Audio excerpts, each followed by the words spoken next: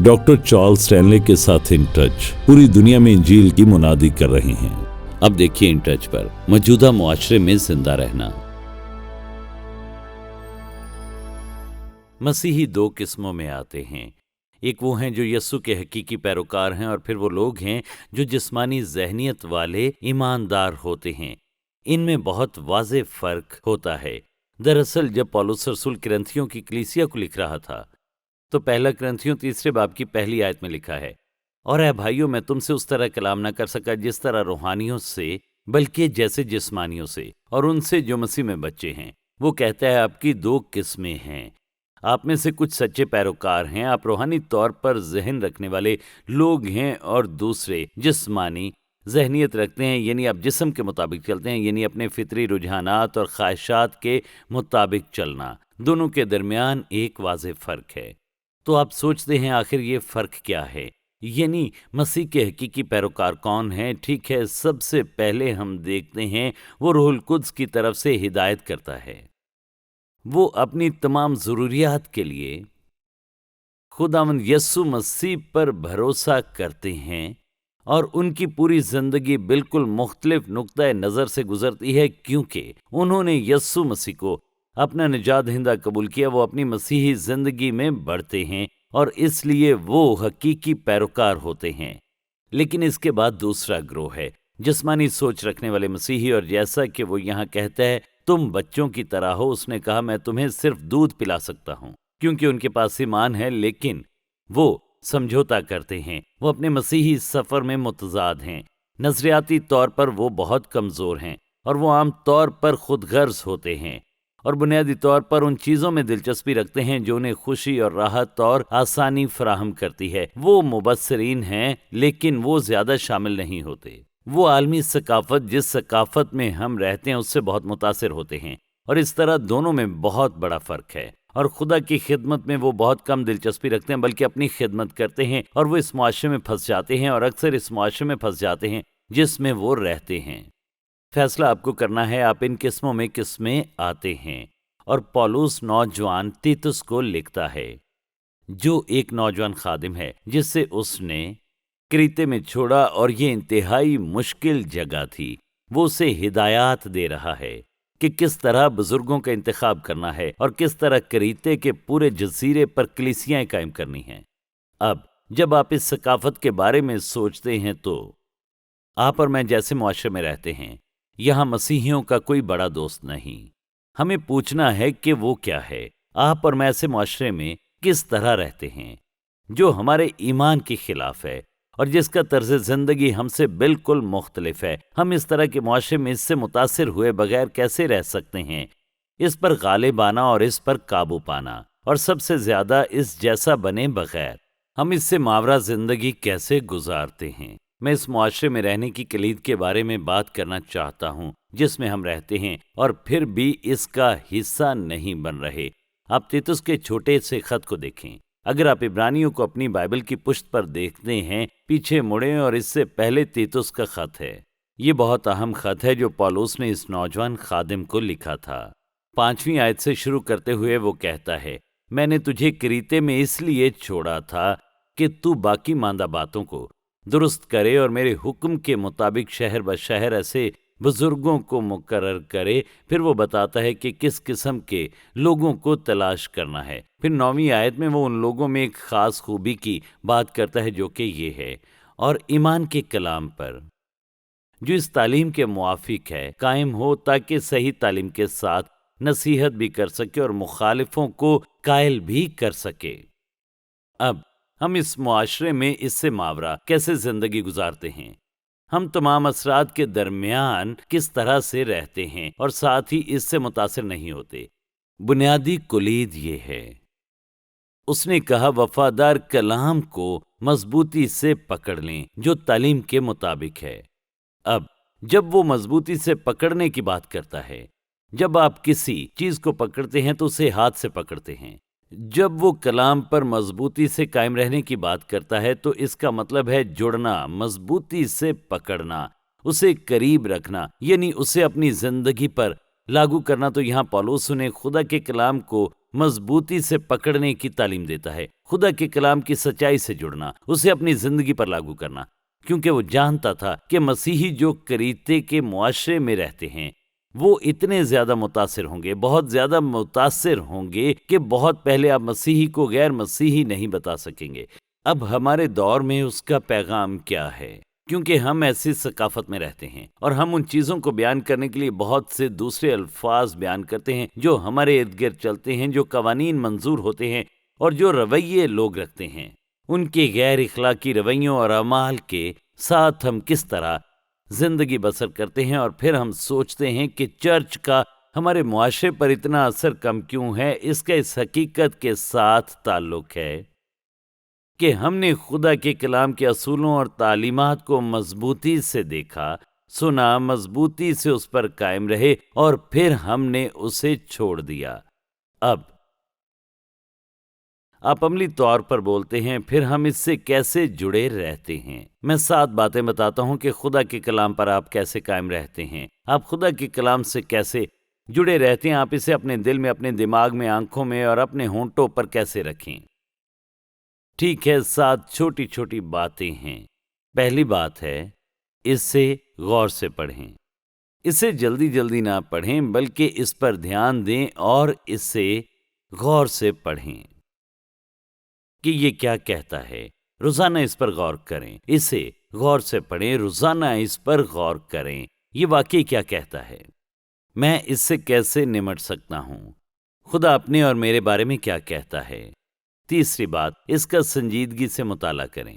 یہ صرف ایک کتاب نہیں، سنیں، آپ کو کیوں لگتا ہے کہ کسی نے اس کو مقدس کتاب کہا؟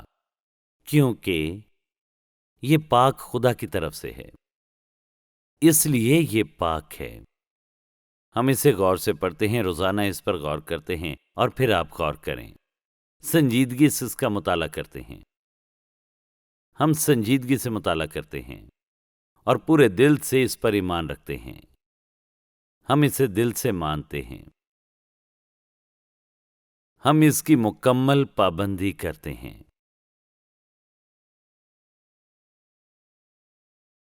ذاتی طور پر اطلاق کرتے ہیں اور اعتماد کے ساتھ اس کی شراکت کرتے ہیں۔ اب اگر آپ میری بات غور سے سن رہے ہیں تو یقیناً آپ کو پتا ہوگا تو نمبر 1 کیا ہے؟ اسے غور سے پڑھیں۔ نمبر 2، ہم روزانہ اس پر غور کرتے ہیں۔ نمبر 3، سنجیدگی سے مطالعہ کرتے ہیں۔ نمبر 4، دل سے اس پر ایمان لاتے ہیں۔ نمبر 5، لگاتار فرمانبرداری کرتے ہیں۔ نمبر 6، خود پر اس کا اطلاق کرتے ہیں۔ نمبر 7، اعتماد کے ساتھ شراکت کرتے ہیں۔ اب دیکھیں، جب آپ کلام پر قائم رہتے ہیں تو پھر کیا ہوتا ہے؟ آپ کی زندگی بدل جائے گی۔ آپ وہ نہیں کر سکتے جو آپ بس کہتے ہیں، اور یہ کہ اس دوران آپ گناہ میں بھی رہیں، یہ نہیں ہو سکتا۔ تو آپ نے اتفاق کیا کہ اسے تھامنا ہے اور اس کے ساتھ جڑے رہنا ہے، اسے اپنی زندگی کا حصہ بنانا ہے، اور یہ باتیں انتہائی ضروری ہیں۔ اب ایک بڑا سوال ہے، فرض کریں میں ایسا نہیں کرتا، میں خدا کے کلام کی قدر نہیں کرتا۔ ثقافت آخر ہمیں کس طرح سے تباہ کر دیتی ہے؟ بہتر ہے آپ لکھیں، میں ایک فہرست دیتا ہوں۔ نمبر 1، جب آپ خدا کے کلام کو قریب سے نہیں تھامتے تو یہ چیزیں ہوتی ہیں۔ معاشرہ آپ کی توجہ حاصل کرتا ہے، آپ کی توجہ پانے کے لیے ہر طرح کی چیزیں پیش کرتا ہے۔ یہ نمبر 1 ہے۔ نمبر 2،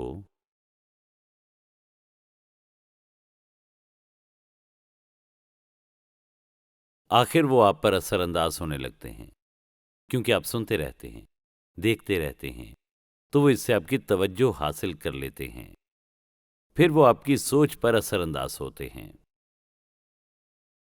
تیسری بات جو ہوتی ہے وہ یہ ہے، وہ آپ کا پیار جیتتے ہیں، اور جس چیز میں آپ کو دلچسپی نہیں تھی، آپ کی توجہ حاصل کرتے ہیں، اور آخر آپ کے پیار کو وہ جیت لیتے ہیں۔ ایک بار جب پیار کو جیت لیتے ہیں، پھر اگلی بات یہ ہوتی ہے وہ آپ کی سمت کا پھر سے تعین کرتے ہیں۔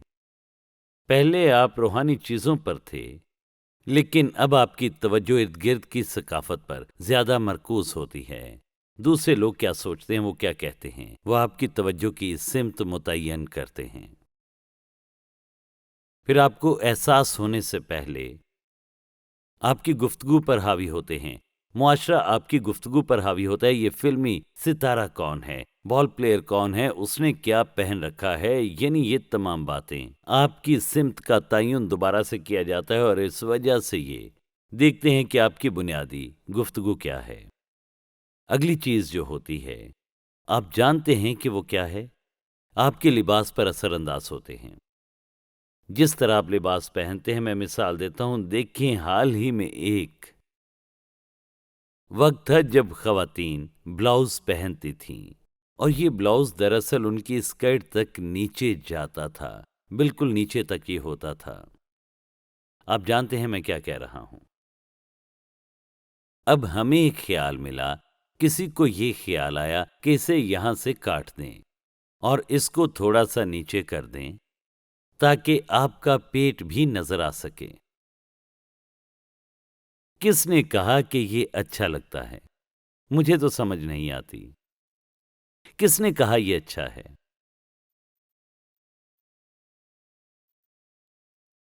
اور یہ سب کچھ آپ کے ارد گرد ہو رہا ہے۔ ان کے پاس ہیرے اور تمام قسم کی چیزیں ہیں۔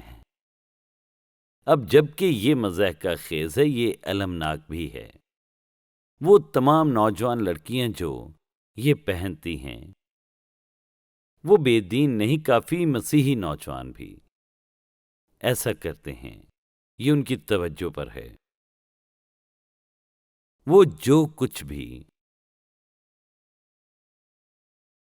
پہن رہے ہیں، وہ اس کو کم سے کم کر رہے ہیں۔ وہ اپنے بلاؤز کاٹ رہی ہیں۔ وہ کیوں کرتی ہیں؟ میں بتاتا ہوں۔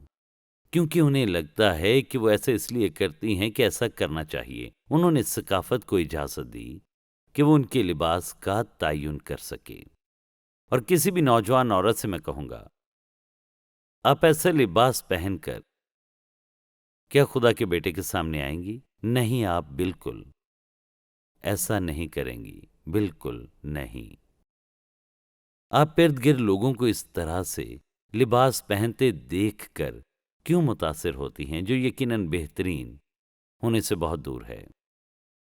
اکثر اوقات صرف یہ سادہ سی شائستگی ہے۔ میں سوال پوچھتا ہوں، مسیحی کے لیے آپ کیا دیکھنا چاہیں گے؟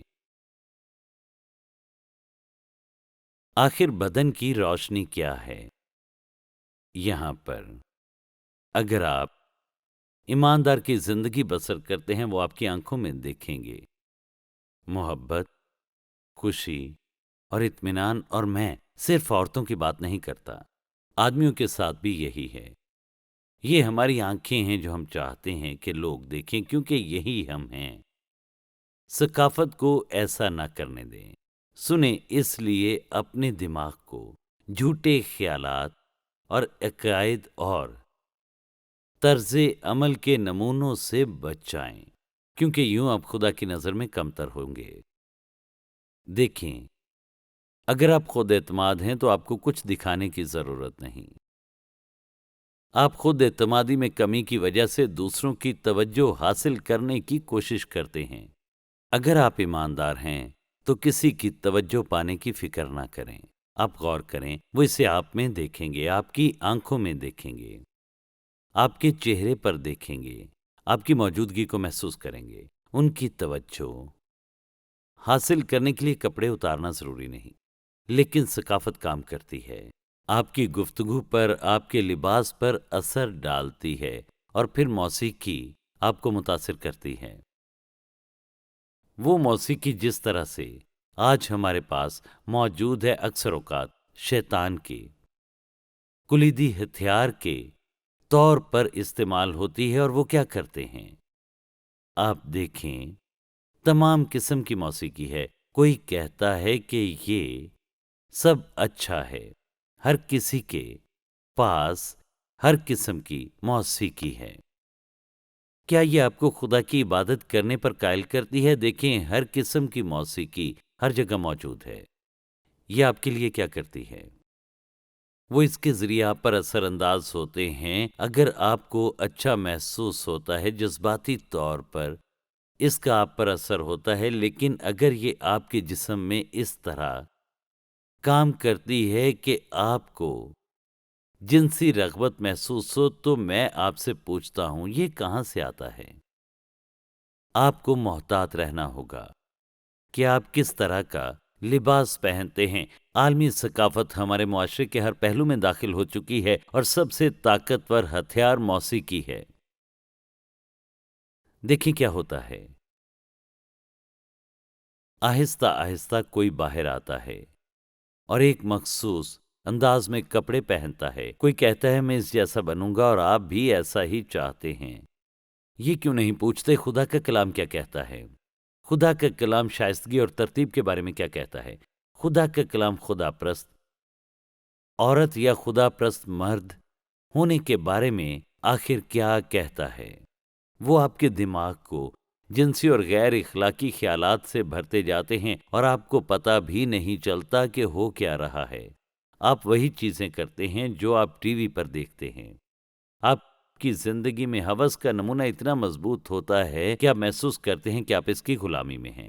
کیا یہ دلچسپ نہیں کہ شیطان یہ خوفناک وعدے صرف اپنے آپ کو کسی ایسی چیز کی غلامی میں ڈھونڈنے کے لیے پیش کرتا ہے جس سے آپ نفرت کرتے ہوں؟ کیونکہ آپ نے خود کو اپنے لنگر یعنی زندہ خدا کے کلام سے الگ کر لیا ہوتا ہے۔ وہ آپ کی گواہی کو برباد کرنا چاہتے ہیں۔ ثقافت آپ کو خدا سے دور لے جانا چاہتی ہے۔ ثقافت آپ کو خدا سے دور نہیں کر سکتی جب تک وہ آپ کو خدا کے کلام سے دور نہ کرے، جب تک آپ خدا کے کلام سے دور نہ ہوں۔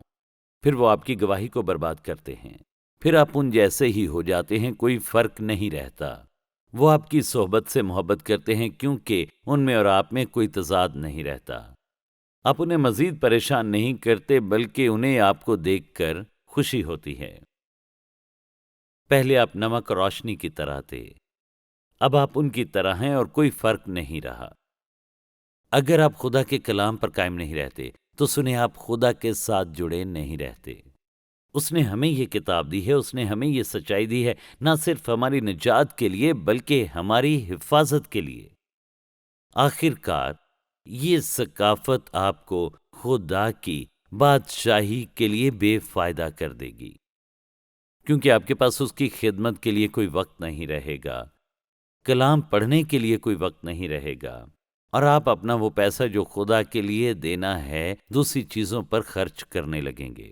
آپ لوگوں کو بچانے میں مزید دلچسپی نہیں لیں گے، آپ اپنی زندگی میں خود غرض ہو جائیں گے، اور پھر کیا ہوگا؟ آپ وہاں سے بہت دور چلے جائیں گے جہاں آپ ہر رات کلام پڑھتے تھے، اور آپ کو یقین تھا کہ کسی نہ کسی طرح خدا کا کلام آپ کی زندگی کا ایک اہم حصہ ہے، اور پھر ثقافت آپ کی توجہ کا مرکز ہوگی، آپ کی سوچ کو متاثر کرے گی، آپ کے جذبات کو جیت لے گی، اور آپ کی توجہ خدا سے مکمل طور پر ہٹا دے گی۔ آپ بت پرستی کی طرف جائیں گے۔ اب ایک منٹ انتظار کریں، میں کسی لکڑی یا پتھر یا سونے کے دیوتا کے سامنے نہیں جھکوں گا، نہیں، ان دیوتاؤں کی میں بات نہیں کر رہا۔ لیکن خدا کیا ہے؟ بت پرستی آخر کیا ہوتی ہے؟ غور سے سنیں، بت پرستی آپ کی زندگی میں ہوتی ہے جب کوئی چیز، کوئی شخص یا کوئی عمل آپ کے لیے یسوع مسیح کے ساتھ آپ کے تعلق سے زیادہ اہم ہوتا ہے، جب آپ خدا کے بیٹے سے زیادہ وفادار، زیادہ لگن، اس شخص یا چیز یا اس عمل کے لیے زیادہ پرعزم ہوتے ہیں، تو آپ بت پرستی کے مرتکب ہوتے ہیں۔ آپ نے ایک حکم کی خلاف ورزی کی، اور دیکھیں یہ کیسے ہوتا ہے۔ آپ ثقافت کو اپنی सोच हासिल करने देते हैं, अपनी सोच में घुसने देते हैं, अपने जज्बात को जीतने देते हैं और इस कलाम से दूर हो जाते हैं। ये अलमिया है, अगर सुन रहे हैं तो आमीन कहें। आखिरकार अगर आपकी जिंदगी में कोई तब्दीली नहीं आती तो क्या होता है? आखिर एक दिन आपको मरना है और कोई आएगा और ताबूत में आपके जिस्म को देखेगा और फिर वो कहेंगे, बचाई गई रूह, जाया की गई जिंदगी, क्योंकि आपने सकाफत को अपनी तवज्जो हासिल करने दी, सोच को मुतासिर करने दिया, आपकी तवज्जो खुदा से हटा दी। मैं चाहता हूं आप इस पर मजबूती के साथ कायम रहें, इससे पकड़े रखें। आप कहते हैं मैं मानता हूं कि मेरे पास ये नहीं है, तो फिर मैं क्या करूं? गौर से सुने, गलत फहमी में न रहें। मैं एक बात बताना चाहता हूं, सुने, जब तक वजाहत तक न पहुंचे, किसी नतीजे पर न पहुंचे। जिस तरह आप इससे निमटते हैं, इसे ढीले तरीके से संभालते हैं, इसे एक तरफ रखते हैं, ये आपके दिल में नहीं, अब वाकई आपके दिमाग में नहीं, अब आपकी आंखों के सामने नहीं, इस वजह से होंठों पर नहीं। गौर से सुने, वो लफ्ज तौबा है। तौबा, इसका मतलब है तब्दीली और दूसरी तरफ मुड़ना। ये उस वक्त तक काम नहीं करेगा जब तक आप इन बातों का ख्याल नहीं रखेंगे। मकसद सही होना चाहिए। अगर आप तौबा करते हैं तो उस रवैये और अमल से बाज आते हैं, क्योंकि खुदा के फैसले से आप डरते हैं, क्योंकि आपको डर है कि आपके साथ क्या होगा।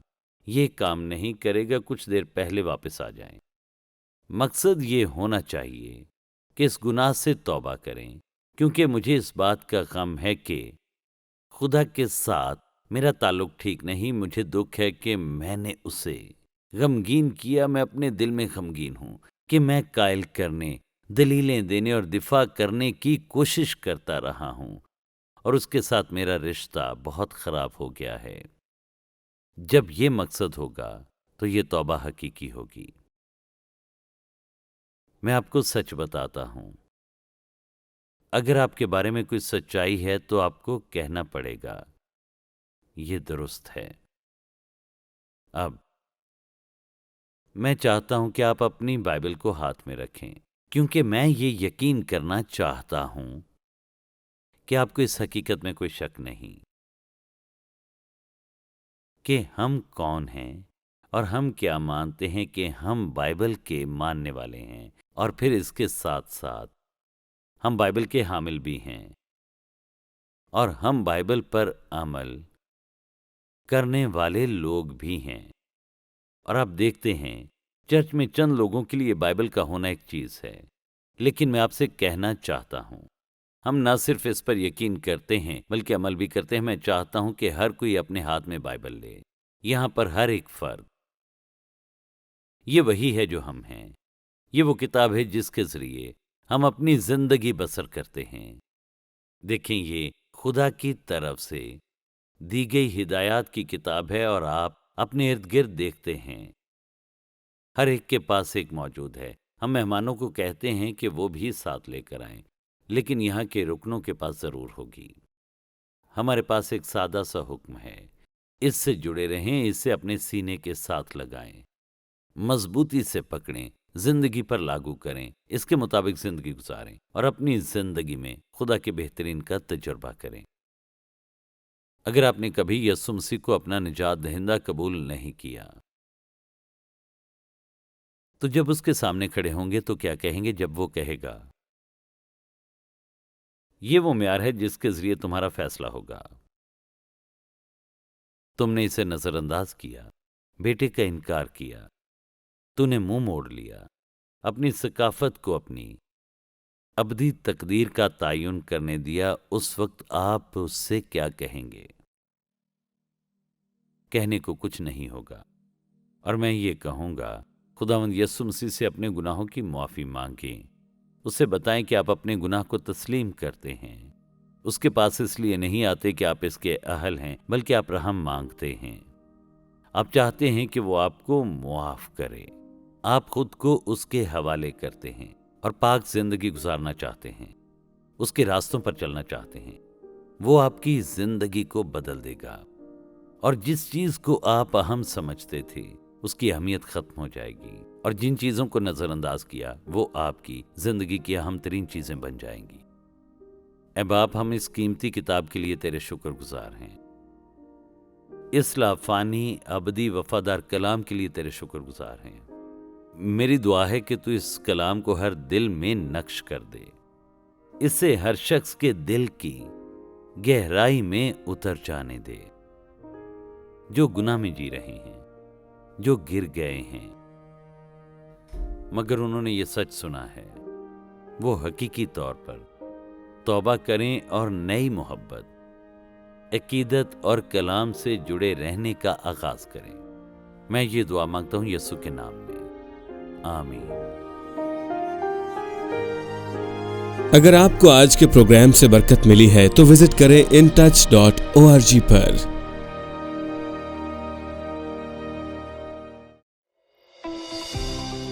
पूरी दुनिया में मसीह के साथ बढ़ते रिश्ते में लोगों की रहनुमाई करना और मकामी कलीसिया को मजबूत करना in touch doctor Charles Stanley और इन टच मिनिस्ट्रीज की पेशकश है, और ये प्रोग्राम खुदा के फजल, आपकी दुआओं और अतियात से मुमकिन हुआ।